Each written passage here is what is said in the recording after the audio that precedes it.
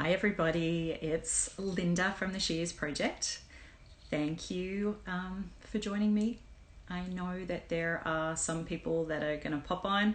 Carolyn Meers has joined. Well, that's good. And you need to request to be part of the video, Caro.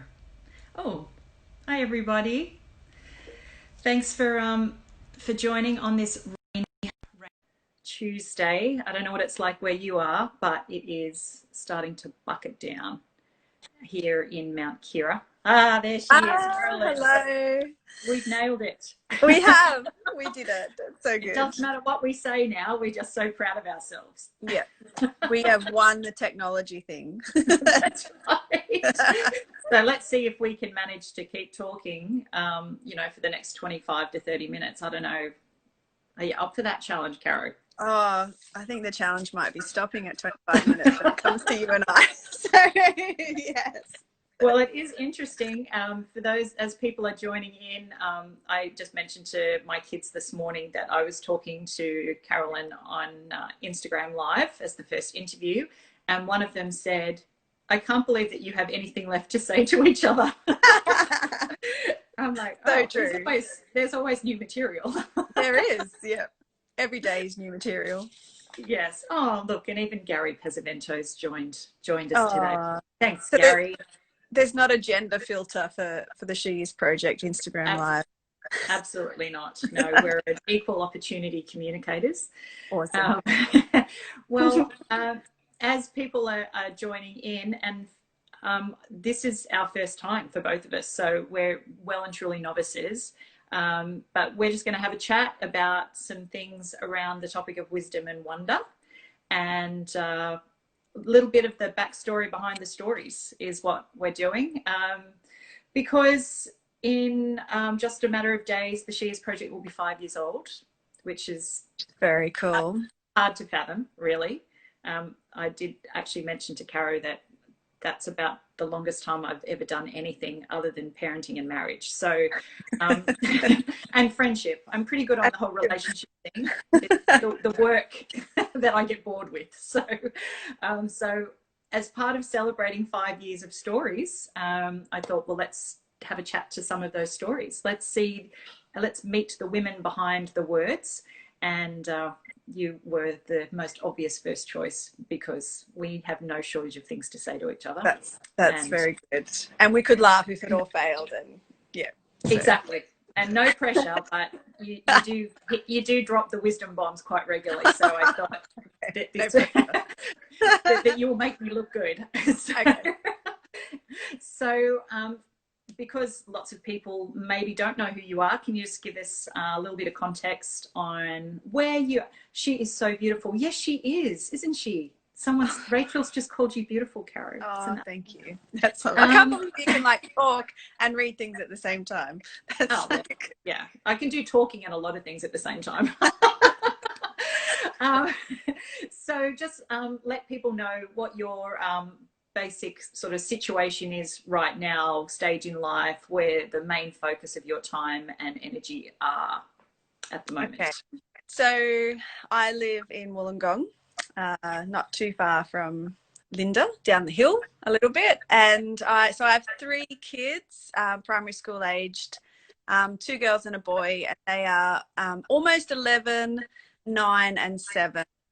So parenting and doing family life with them and my husband takes up a lot of my time, good time and energy. And other than that, I lead a church that is based in Port Kembla, here in the beautiful city of Wollongong. So I'm a church leader, a mother, a wife, friend, a coffee drink. Yeah, coffee before 12, wine after 12. Maybe yes. 5. Well, depends, doesn't it? The COVID season has made everything different, hasn't it? Everything blurs, yeah. That's right. Time means nothing. Days, what day is it anyway? I'm excited that in this format, I really only have to worry about what the top half of me looks like. I'm like, this is the life of tracksuit pants. I'm born for this. Yeah, well, my Ugg boots are getting quite the workout. Not to just make this about general chit chat, but so Cara, you wrote a couple of amazing pieces in our most recent book. For those who aren't aware and don't have their own copy, product placement, the Shears Project, Wisdom and Wonder, Volume 2. I was like, I better check what I wrote. No. So around that topic of wisdom, you wrote a couple of pieces, and I just thought, in terms of sharing story, which is sort of the anchoring point of what we do in the Shears Project, is honouring the story within you, giving women the confidence and the platform to be able to examine their life story, process that, and then feel comfortable in sharing that in some form. For some people, it will be publicly. For others, it may be just to go through the process for them, for their own benefit. How did it feel for you to write down in words some fairly vulnerable insights about your own life? Yeah, vulnerable is a good word for doing it. I think it's interesting because some parts of my story, I guess because I communicate a little bit publicly in my role as a partner, and I sometimes I get the opportunity to go around sometimes and talk to groups of people. I realized when I was writing this down, I've actually shared more parts of my story away from those that are closest to me, like, because they're safe places, right? Go somewhere, talk to a bunch of strangers, share really vulnerably about who you are and what you're going through, and then you walk away. But to actually put something down in print, know that there are people who know me really well and even traveled some part of my story with me who would now be reading it. Yeah, I actually feel vulnerable, but also not terrible vulnerable, almost like good, because yeah, I don't know, I enjoyed, I thought it was really good for me to be able to put into words, yeah, some of my story that I've lived through and what God has done with those. So okay, well, can you just unpack the good a little bit more? Like, why? Because for a lot of people, that level of vulnerability and authenticity is like freak out zone. yeah. And so what's been the payoff for you? Why has it been overall a positive experience? There's a couple of answers to that, I think, for me. Like, without going into too much detail about my story, because we want people to buy and read it, but that's right, buy the book, people. Part of what I shared in my story was the experience of when I had my first baby, that I had to actually leave hospital a lot without her. She needed to stay in hospital. And so just emotionally, that time was really difficult and challenging, but on lots of levels.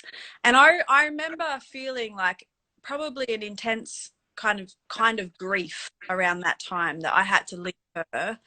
But I also, in some ways, didn't feel I had full permission to grieve because I'd had a baby. And isn't that supposed to be one of the most exciting and amazing experiences of your life? And so being able to revisit that time and kind of sort of search for the wisdom that I found in those times, it kind of gave me permission to grieve in ways that maybe I hadn't given myself permission to in the moment. And that's really like, just to be able to look back and go, wow, that was really hard. I wouldn't wish that on anyone. Like, there was joy, there was pain, and there was grief, there was good things, and just to be able to hold it all together in one basket, that was kind of healing for me, because yeah, it just was.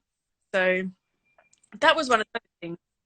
So what's the time frame, just thinking of that example, and there's many others, so there's a lot of depth to that story. How long in between that event and you feeling like you have been able to bring a degree of healing and resolve to that? Well, my daughter's now almost 11, so it's 11 years since that all happened. And I think I've had different times of processing that in those 11 years, like different. Grief is such an interesting, it can kind of come in waves at the Yeah. strangest time. Um, but I think, so yeah, I've had time over the years, I think, to think about it and to sit with those waves and do something with it. But the process of sitting with you and telling my story and then actually having to write it and pay attention to it, that's like another level of healing. And it's another level of like able to let it go and to acknowledge it and to feel peace and love and hope about the whole thing. So that is really healing, I think, for all of us to be able to do with different parts of our life, to revisit it like long enough after the sting of maybe what we've experienced. Because when you're in that kind of really acute phase of grief or hurt or trauma, like to revisit it's too hard. But when time passes, I think you have the opportunity to then go back and be like, oh, there's wisdom here. Because the sting's gone a little bit. So Yes. so it was, yeah. So if we were to think about the elements that have led to you being in a healthy place to process what was a very painful thing, time was helpful. Time was helpful. Yep.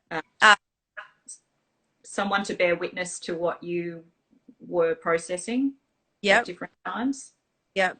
The willingness to, like, so it's not, I don't think it is just time. Like, time is really, but it's not just time. It's like, I think it's the willingness to also bring all of myself to God, and to just let healing happen in those places. I don't know. It's like not denying it, like not pretending that happened, but it didn't matter, or I have this thing, but I'm over it now. Being able to kind of hold it, go like, this happened to me. Yeah. And I wouldn't want it to happen to anyone, but it did happen. And I came through.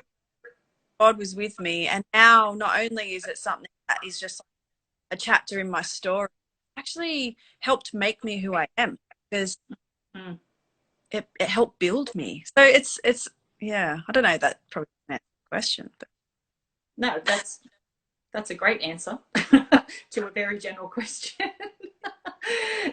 But was there a part of you when in that initial phase, you mentioned the fact that, you've had a baby, so it's joyful and exciting and celebration, that because of that, the nature of that, and perhaps pressure, unconscious pressure, that you wanted to just push through initially the grief of that experience and put it to the side and maybe, as you said, just plow through, push on, press on.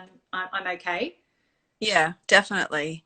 I think certainly with having babies, like our culture, it tells us, I suppose, it's like to be a climate to have a baby, a joy point. And I'm not saying it's not, but for me, it came with a lot of bodily trauma, a lot of,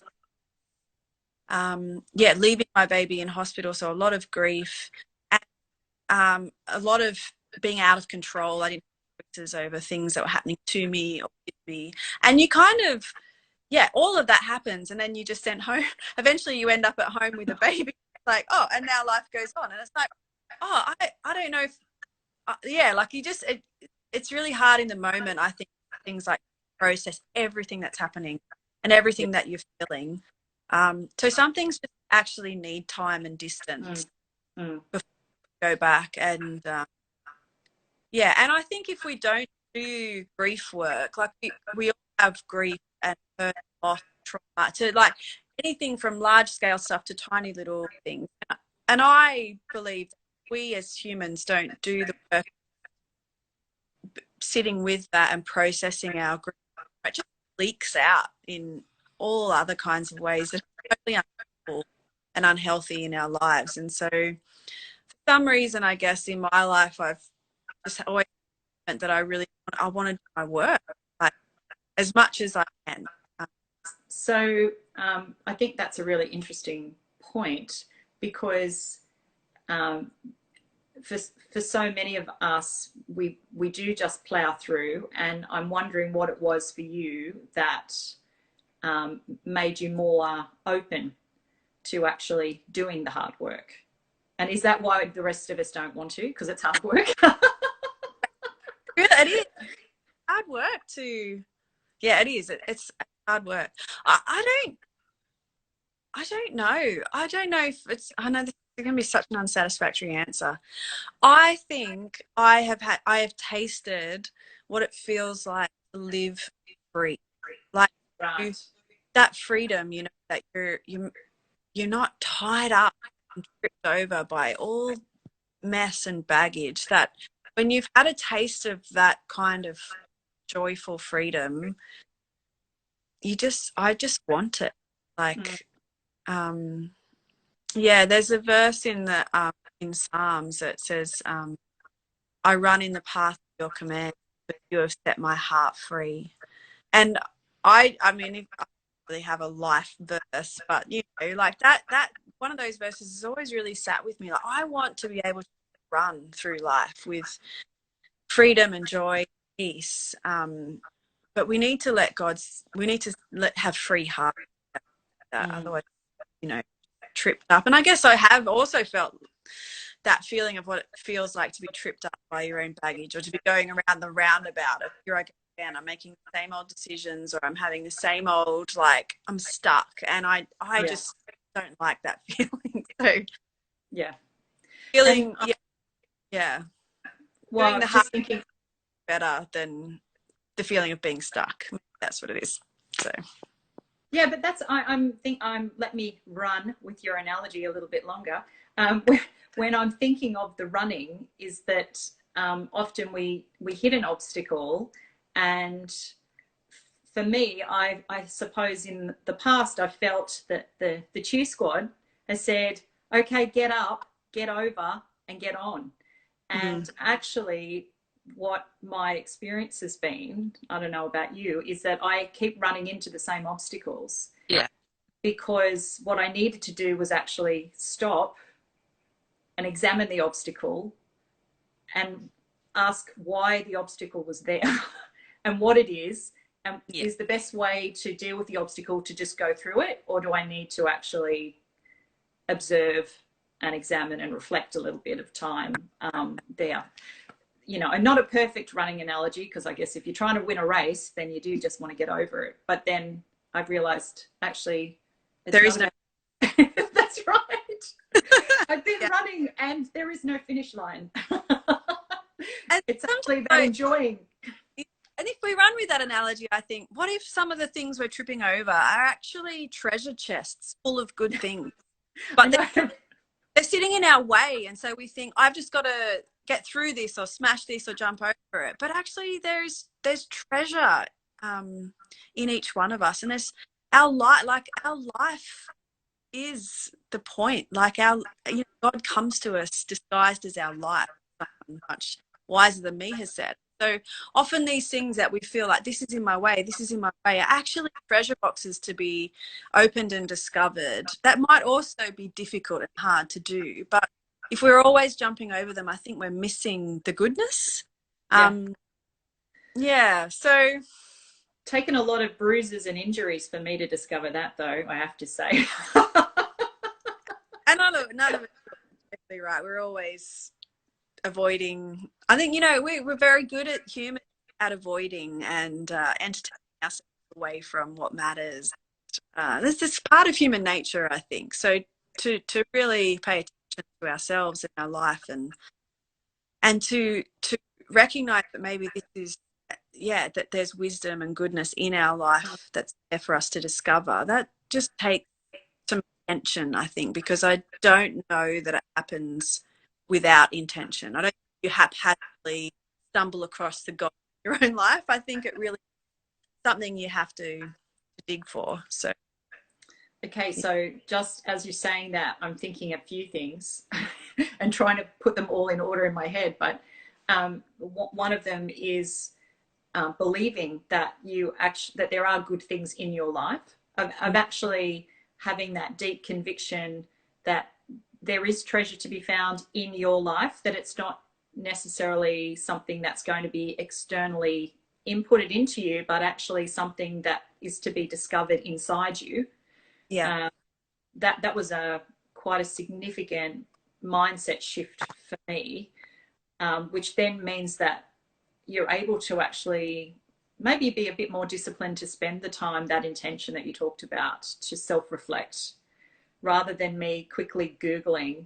Like, for the longest time, I'm just like, why does God not answer Google? You know, why can't I just Google Yes. answers? You know, Yeah. and I have legitimately tried. I have put the most bizarre things in that search engine, hoping that randomly somebody else has answered the same question. But then I realized that they're probably as, you know, clueless and ignorant as me, and I'm only going to get their answer. Yeah. But in light of what you've just said, just reflecting on the time that we are in now, like the craziness that is COVID-19 and all that that has meant and continues to mean for so many people in so many different ways. Yeah. What are you learning about yourself and process and reflection and intentionality in this current season, where those you talked about entertaining and distracting ourselves away from process and healing? It's got a little bit harder to do that, although we did watch almost, I think, 6 hours of Netflix the other day. But not you and me, my family. I won't throw you under the bus, but yeah. So, what are you learning in the COVID season? Oh, I'm I'm learning things about myself. I think that I'm learning things about myself, and when your normal is taken away, kind of left a bit more with yourself, I think you do discover some things, or maybe you even rediscover them. So Right. I'm discovering that I am a fairly decent introvert, and I do actually really like spending time with myself, with, you know, just having a slower life. Yeah, I think I don't. It's a good question. What am I? I'm also learning, I think, some of the things that matter. Like when we get caught up in normal life, it just happens. Like it's got a pace, it's got a busyness. You're running around, especially with like kids my age. You know, we've got several sport activities through the week, and you're just bouncing from one thing to another, and that's life. Yeah. When all of that is taken away and no longer running around, you get to sit and maybe rediscover what really matters, what's important, what's beautiful about life that you too notice when you're rushing around. So I've been enjoying some of just like the pace of life diminishing, and then being able to notice more of the beautiful things, like what it's like to play an endless game of Monopoly with your children that is both simultaneously, you know, awful and beautiful. I'm glad you admitted that, because I'm Yeah. like, oh Oh, my like gosh. on That's so why many, we discovered Monopoly Deal. It's so much faster. but you know, like there is also something glorious about having 3 or 4 hours to stretch in front of you to just be with your kids and to, you know, to slaughter them at Monopoly and teach them the ways of life. Like there's something good about that. Like, aren't they, like we've all got childhood of things, well, I, maybe not all of us, but I have memories of like doing those things with my family, and Yeah. we've had the time to be able to do them. So that feels good. So I love that you use the word slaughter in reference to your children at a board game. We'll unpack that at a later time. But I think that I want to dig a little deeper into that intentionality, because for me, not being a natural introvert at all, and I wouldn't say in the earlier years, in the first 50 years of my life, now I'm over the hill, not an overly, well, not at all comfortable with sitting in discomfort of reflection and um, wanting to think about why I feel the way I feel. That always felt quite indulgent to me, and a little bit of a waste of time. I don't see it that way now. But how did you, is it a discipline? Is it something that came naturally to you? Like when you have the option of watching yet another tediously boring movie with your children, or you can just say, oh, you know what, I've got things to do. And then you go and, I'm not saying you, I'm saying me. I would then go and do something equally inane. But I just felt like I just, I just don't want to. I don't, well, like how did you say, no, this is a good, positive thing. I'm going to persist with something that's, I don't particularly want to do. Like, how did you decide to do that? Like in terms of in self type of thing. Yeah. Well, anything uncomfortable. Oh, it is a discipline because I don't feel like, I think like any of us who need to do our work or spend some time reflecting. Like you never, well, I don't feel doing that. Yeah, I feel like watching Netflix or baking or having a bath or something. But I think it's the knowledge that I think it's the desire for freedom. I think that would be a huge motivator for me, that I have wanted to be free, and maybe the path to freedom is to do the work, which means that I need to take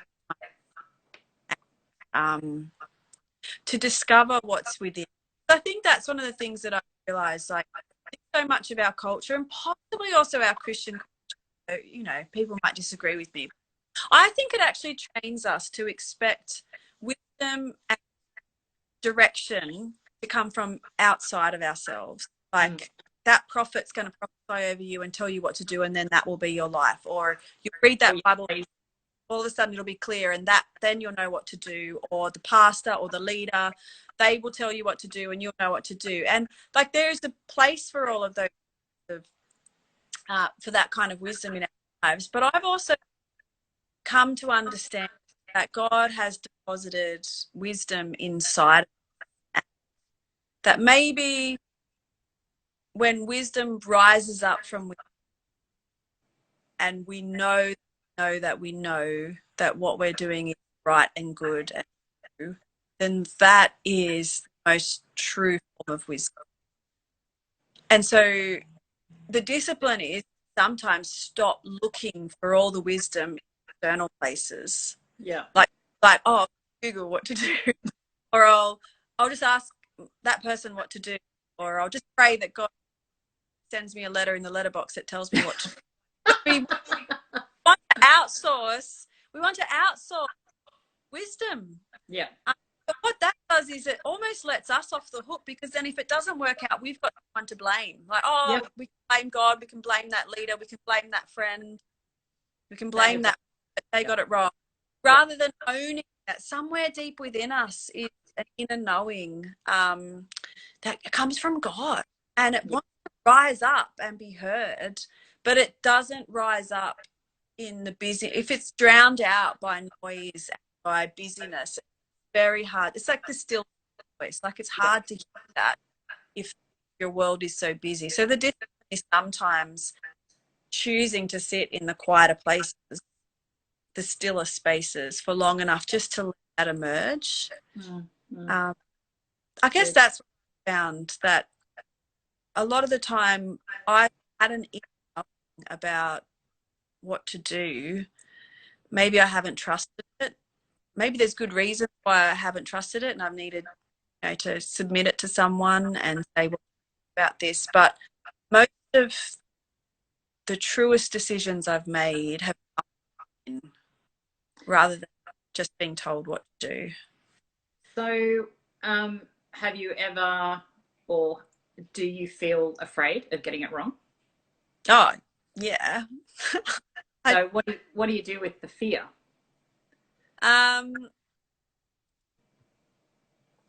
Face it. I think, it depends what it is that I'm seeking wisdom for. Or so I'm a big. I suppose I've learned to find that inner voice and maybe come to some kind of trust of that inner voice, while also submitting that inner voice to someone wiser than myself.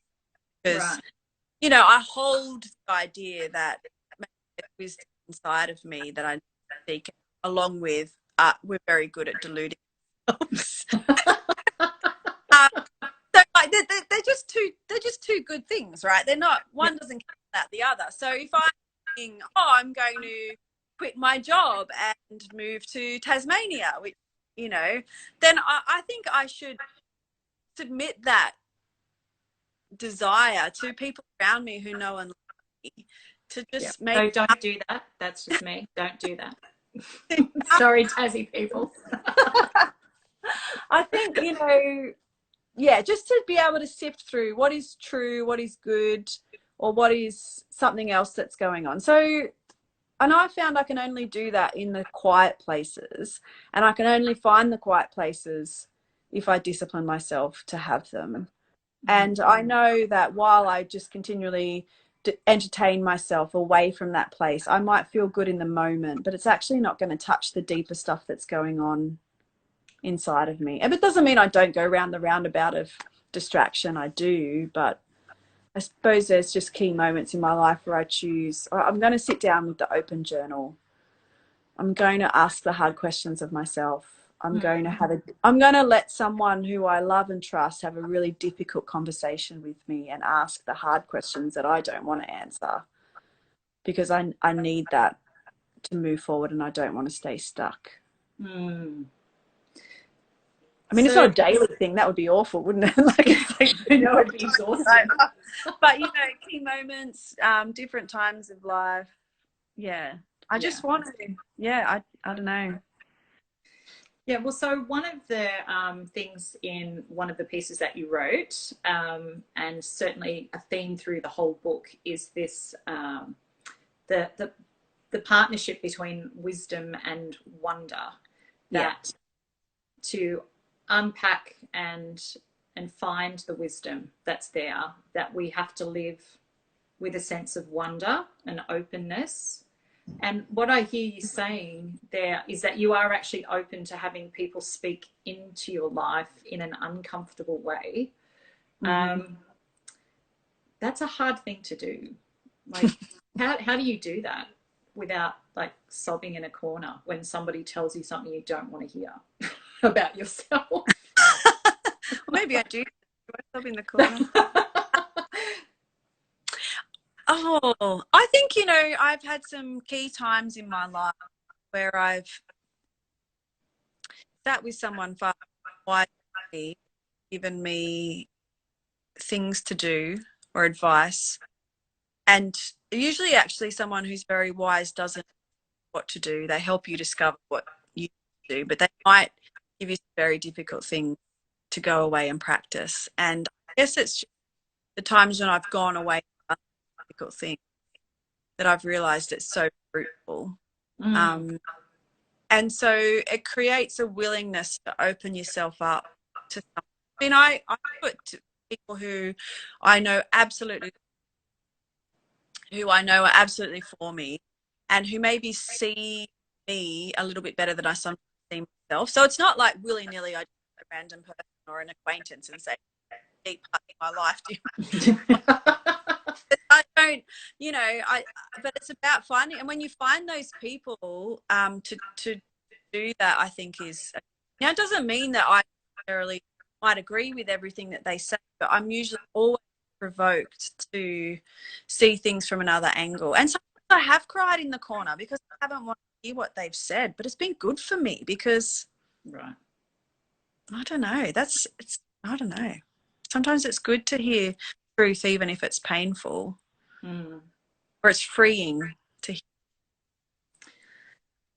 I guess I'm just thinking of people listening who are wondering, you know, some of their interactions with people have been more akin to advice, which has been destructive to the state of their soul, even if there's an element of truth or helpful correction there, as opposed to being in a relationship with someone who can be more a facilitator of process rather than a solver of problems. And which I think that's largely what pastoring is about, is is facilitating process rather than solving and being an answer to anything. I mean, that's I'm much more comfortable with that role because solving things comes with too much pressure. But Yeah. but how do we cultivate a relationship that's going to have that level of depth? I think we only do it by choosing to be vulnerable Mm, with one another. I think you can't experience that depth with another being if you take the risk to open yourself up. mm, It might not work out. And there have been times I think where you know, that someone was safe and I was vulnerable with. They haven't maybe treated me the same way that I felt like I deserved, like what my. Then I guess, just learned that person isn't a safe person, and mm, take time to recover and heal a bit, and then try again. mm. Um, yeah, and I would like to think that we all, if we searched through our lives, would find someone trust enough to be deeply vulnerable with. Although but then there have been times when I've like searched out people who haven't necessarily been quite in my life, but I've been brave enough to contact. And so I think you might know some things about Mm, life that I want to learn. And off those times when I've been brave enough to reach out, connect with someone, even if they weren't really completely certain, have often been very helpful, because some of those people don't have any investment in the decisions I make. yeah. But ask really. I think that's what I would say to people. If you're going to someone for wisdom and they're only telling you what to do, they're not a good source of wisdom. Like, Yeah. someone asks you a whole bunch of questions that you need to figure out for yourself, they're a wise person. So I think that's what I've discovered, is like, a person who asks a question is far more wise than anyone who gives great advice. Mm, Because I think that, like, it goes back to that wisdom being within. Like, a wise person will help someone else unearth the wisdom that's already in there, yeah. rather than again. Like, I think find people who have questions in your life, Mm, unanswer them, mm, okay? And being brave enough to be vulnerable with someone, even if you're not sure where it will go. mm. I think that's important, because I think we cultivate depth by being deep. Like, if you have a group of friends that only ever talks about, Instagram and movies and where you went for dinner last night, and you're the first person brave enough to actually say, hey, like, I'm not okay.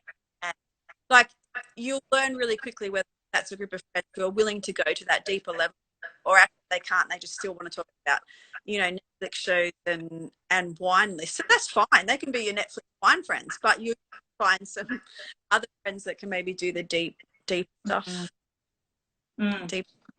So Yeah, that's great wisdom, Caro. Linda. You're a good question asker. I think that what that demonstrates is, if you're in a situation where you've got somebody who's able to ask the hard questions of themselves and then allow another person to ask questions of them, that what both those people have in common is courage and humility. Mm. And that those are things that maybe are not as applauded and as attractive as having certainty and having a sense of Yeah. confidence, and that I think has a lot to do with culture. I feel like we're entering an era in church culture. I think anyway. I don't know. I'm open to being wrong. Um, where we're much more inclined to say, "I don't know." Mm. Um, I'd like to understand that better. Can you explain to me why you see things that way, or I'm interested in your perspective? Whereas in previous generations, there was a lot more of just dogmatic certainty, Yeah. and it led us to a place that was ultimately, one big fat obstacle, like a wall of getting quite stuck. And so I'm grateful for people like you who know how to ask great questions and are open to having questions asked of you. So thanks for being one of those people for me. And I feel like as I could ask you another couple of hundred questions, but I said this would be about half an hour and we're already over that. So I want. So sorry, everyone who's just joined. We'll pop it up on Instagram TV so you can watch the whole thing. And once we get this thing nailed, we'll just keep doing some more. So, but do you have a verse, any sort of words that have been helpful to you in these last couple of weeks? Something that's grounding you, something that's keeping you anchored in a sense of contentment, in spite of the uncertainty of the times we're in. Anything you want to share? Well, what do I want to share, Linda? You know what? I had this moment yesterday. I suppose it taps into wonder. I went on a bike ride yesterday out to a friend's house, and yesterday, if you were in Wollongong, it was a wild and woolly day, but I decided to hop on my bike anyway and ride, which was great in one direction because I had an epic tailwind, and awful in the other direction because it took me twice as long to get home. But I got the chance to ride up the coast along the sea, and the sea was wild and it was fierce and it was crashing and it was like chaos. And I just had some moments where I just sort of stopped and looked at the sea and, just let the wonder of being in this wild weather just wash over me. And I realized that there is something so amazingly beautiful about the chaos and the wildness of the sea when it's all churned up. And there's also something beautiful and wonderful about the sea when it's still and it's blue and it's glistening. And I guess it made me realize that, beauty is everywhere in our lives. Like even in the chaos and the wildness of the churned up parts of our lives that feel so fierce, there's beauty in that. And there's also beauty in the stillness and in the peace and in the calmness of, a glorious sunny day. So I feel like I've been trying to teach or trying to say to myself, however I feel, like some days are great. I feel peaceful and I'm loving the quiet life. Other days feel ferocious and I'm wrestling, but there's beauty to be found in both of them. And I've just been trying to do that rather than dismiss any experience as terrible. So just being able to sit with both of them and say, this is beautiful, because life is beautiful. There's beauty in the chaos and there's beauty in the calm, and it's okay. So that's, I don't know. Yeah. That's something. I don't know. I'll just drop that. Beauty in the chaos, beauty in the calm. Well, we'll stick on that on Instagram. Okay. But anyway, go and stand at the ocean when it's fierce and wild and you'll feel like you're caught up in its beauty and its magnificence. Yeah, it's also dangerous and there's something good about that. I don't know. Well, I guess that's a beautiful way to bring our time together to an end, is that there is always good and gold and treasure to be found in whatever we're in. And we need to be intentional about it. And thank you for being one of those people that models that so beautifully for me. And for those of us who are blessed to have you as our pastor and our leader at Central Church. So thanks, Caro. For everyone still there, we're going to do this again on Thursday with another storyteller, the beautiful Fiona, who has a quiet wisdom and an incredible creative mind and finds gold in the most unexpected places. So I know you will love that conversation. And if you've got any questions or you've got any people that you'd like me to talk to, or you're just happy to listen to me and Caro every week, then just let us know. Have a wonderful day wherever you are, whatever time of the day or the night it is. Grace and peace, everyone. See you. See ya.